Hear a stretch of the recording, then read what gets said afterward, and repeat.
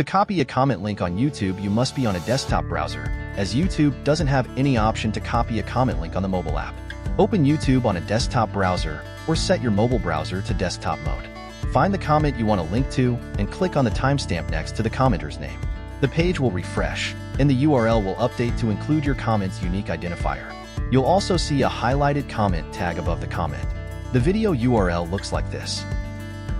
The comment URL looks like this instead. Notice this parameter followed by a unique identifier. That's your direct link to the comment.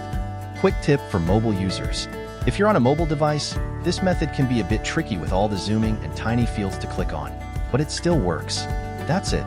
Now you know how to find and copy a YouTube comment link easily. Thanks for watching. Don't forget to like, subscribe, and hit the bell icon for more tips. See you next time.